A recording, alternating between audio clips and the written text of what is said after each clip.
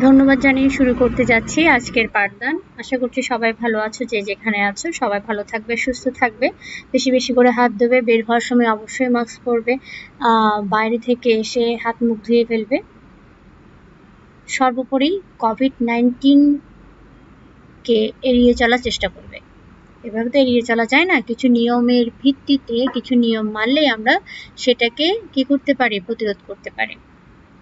চলেন আজকে পড়াবো হচ্ছে সেই ছেলেটি, একটি নাটিকা মানে হচ্ছে নাটকের ছোট অংশ। যদিও এটা যদি মনে করেন আপনাদের মাদ্রাসায় একটা নাটক তৈরি করা হবে, মনে করেন সেখানে এই প্রত্যেকটার একটা অংশ থাকবে, সেখানে কে কে অভিনয় করবে তারও একটা পার্ট থাকবে, কিন্তু নাটকটা সাধারণত বড় হয়ে থাকে।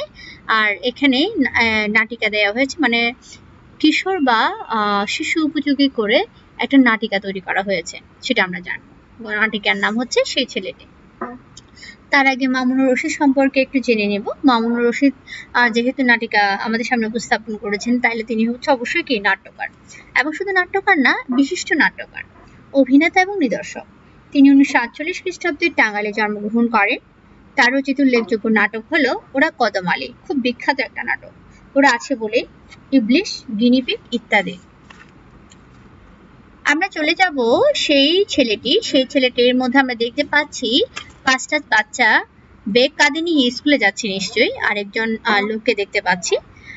একটা বাচ্চা কি আছে, বসে আছে, মনে করেন আপনাদের সহপাঠী, যেমন হঠাৎ করে মনে করুন রাস্তা পথে হাঁটতে হাঁটতে সে ক্লান্ত হয়ে দুর্বল হয়ে বসে পড়লো, ঠিক তেমন ভাবে প্রথম দৃশ্যে আমরা দেখতে পাচ্ছি গ্রামের পাশ দিয়ে যাচ্ছে সোমেন, সাবু ও আর্য। সবাই গান গাইতে গাইতে স্কুলে যাচ্ছে, বেশ তাড়া তাদের। একসময় হঠাৎ থমকে যায় বা থেমে যায় আর্য। ওরা আর্যকে ফেলে চলে যায়। আর্য ব্যথা পায়ে। সাবু কি হয়, ফিরে আসে। প্রথম দৃশ্যে আমরা দেখতে পাচ্ছি বলছে গ্রামের পাশ দিয়ে সোমেন, সাবু, আর্য, কয়জন ছেলে, 3জন ছেলে যাচ্ছে, সবাই গান গাইতে গাইতে যাচ্ছে। হঠাৎ করে কি হয়, আর্য থেমে যায়, ওরা আর্যকে ফেলেই চলে যায়। আর্যর ব্যথা পায়ে। সাবু ফিরে আসে, তার এক বন্ধু কিন্তু ফিরে আসে।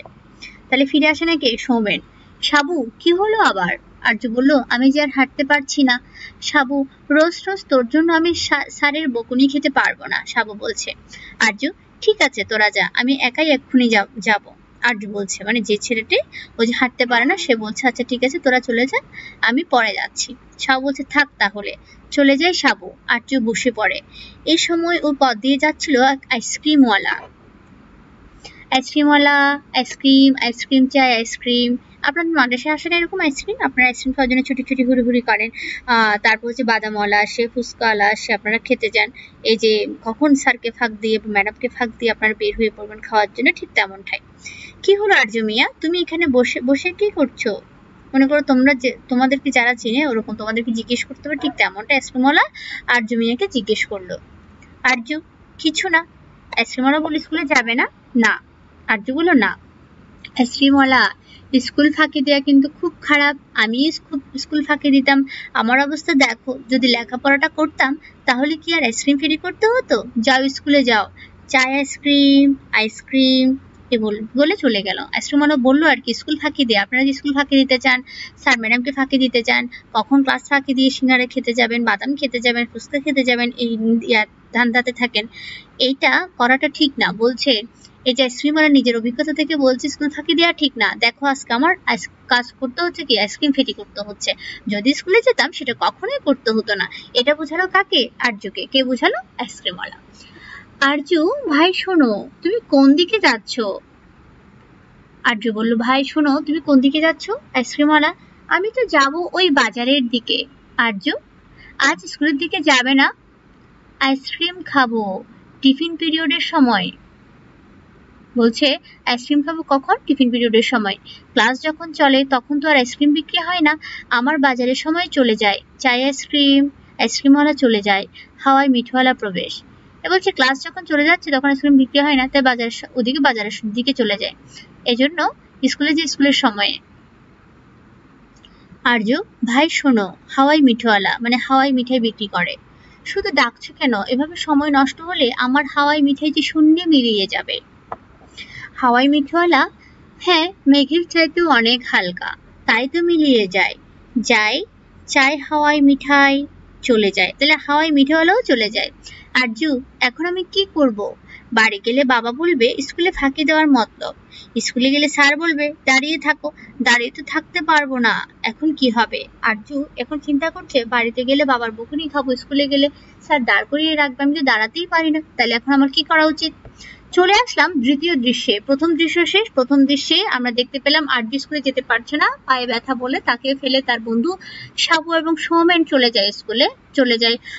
দেখা হয় পথে আইসক্রিমওয়ালার সাথে হয় হচ্ছে হাওয়াই মিঠাইওয়ালার, কিন্তু ও সবাই তাকে স্কুলে যাওয়ার জন্য বলে, কিন্তু সে তো যেতে পারে না, না যেতে পারছে বাড়িতে, না পারছে সে স্কুলে। দ্বিতীয় দৃশ্য, টিফিনের ঘন্টা বাজে। সৌমেন, সাবু ও আরো ছেলে মেয়েরা টিফিন পিরিয়ডে বেরিয়ে আসছে, তারা খেলছে। এ সময় আসেন শিক্ষক লতিফ স্যার, এবং দ্বিতীয় দৃশ্যে দেখতে পাচ্ছি ঘন্টা বেজে গেছে, টিফিন পিরিয়ড শুরু হলো। লতিফ স্যারের সাথে সৌমেন সাবুর দেখা হলো। লতিফ স্যার, এই সাবু এদিকে শোনো। আচ্ছা, আর্যকে দেখছি না যে? সাবুকে জেনে বললো, আর্যকে তো দেখছি না স্যার। মাঝপথে এসে আর্য বলল, তোরা যা। এরকম মাঝে মাঝেই করে আর্য। লতিফ স্যার, কিন্তু কেন করে? সাবু বলল, এমনি। এমনি মানে ইচ্ছে করে নাকি কোনো সমস্যা আছে ওর?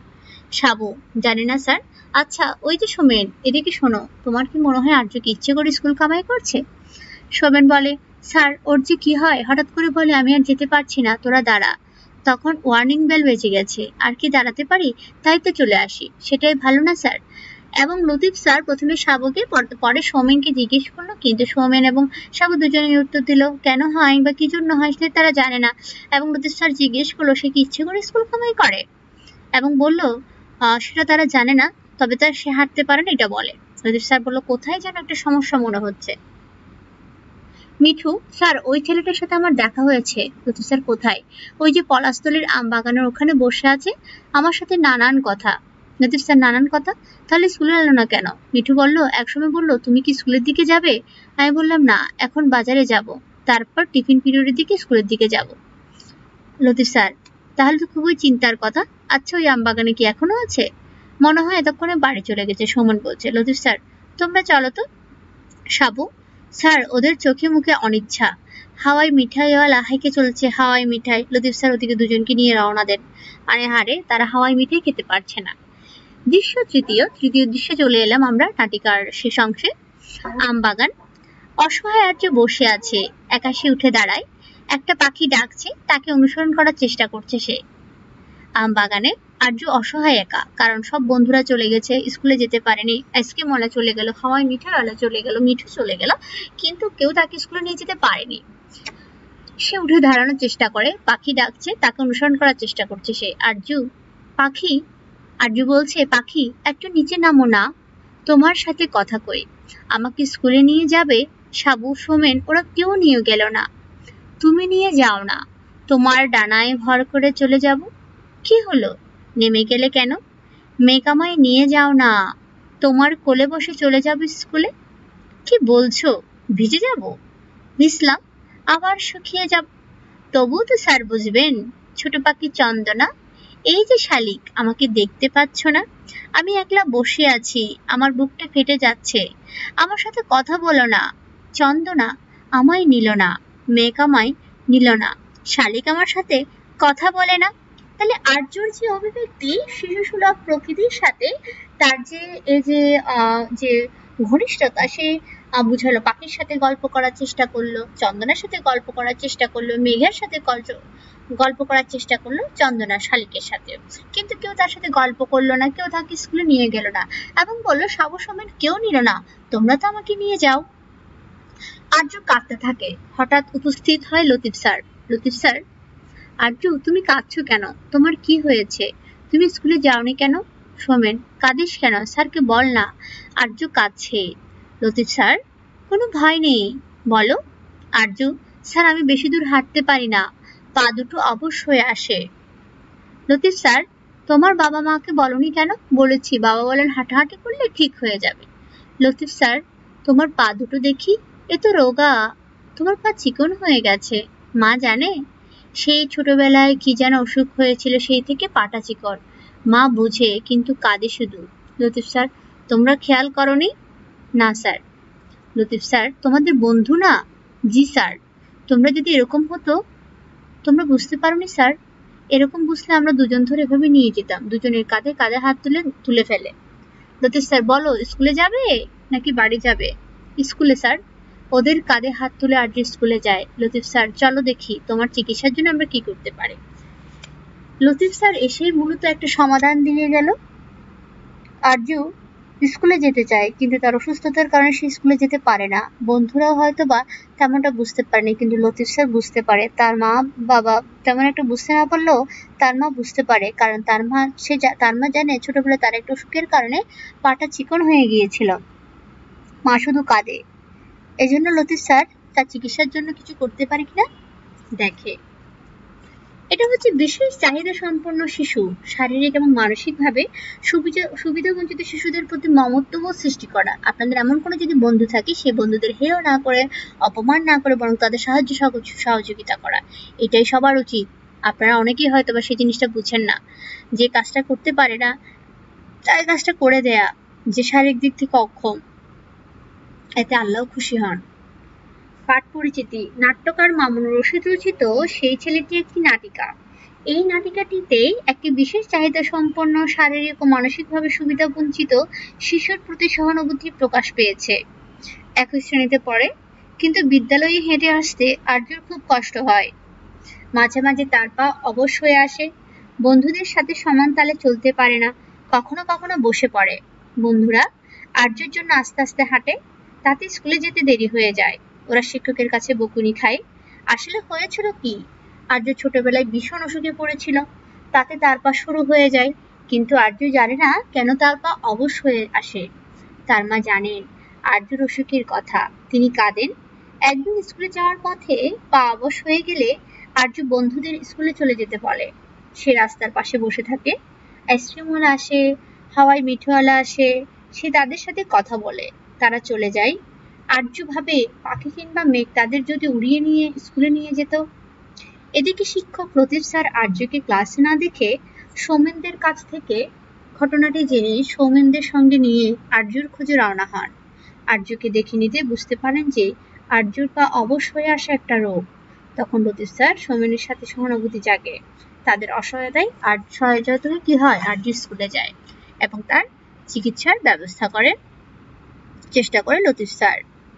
তাইলে এটা হচ্ছে বিশেষ চাহিদা সম্পন্ন শিশুদেরকে নিয়ে লেখা। আপনাদের উচিত যে বন্ধুরা এরকম আছে তাদেরকে সহযোগিতা করা, তাদেরকে হেয় না করা, তাদেরকে বিদ্যালয়ে বিভিন্ন কাজে সহযোগিতা হয়। কেউ হাঁটতে পারে না, তাকে ধরে ধরে স্কুলে নিয়ে যাওয়া। কেউ হয়তো বা কানে কম শুনে বা চোখে কম দেখে বোর্ডে লেখা দেখতে পারে না, তাদেরকে লিখে দেয়া বা বলে দেয়া কি লেখা হয়েছে, এসব কিছু। এরা হচ্ছে বিশেষ চাহিদা সম্পন্ন শিশু, তাদের সহযোগিতা করা দরকার। শুধু আপনার ক্লাসে থাকবে এমনটা কথা নেই, আপনার ছোট ভাই হতে পারে, ছোট বোন হতে পারে, বড় ভাই বড় বোন হতে পারে। তাদের সহযোগিতার হাত বাড়িয়ে দিলে তাদের জীবনটা আরো সুন্দর এবং সহজ হয়ে উঠবে। এই পাঠ্যটিতে কোনো প্রশ্ন থাকলে আমাকে জানাবেন অবশ্যই, আর হোয়াটসঅ্যাপে আমি প্রশ্নের সমাধান দিয়ে দিব যদি কোনো প্রশ্ন থেকে থাকে। ধন্যবাদ জানিয়ে শেষ করছি আজকের মতোই।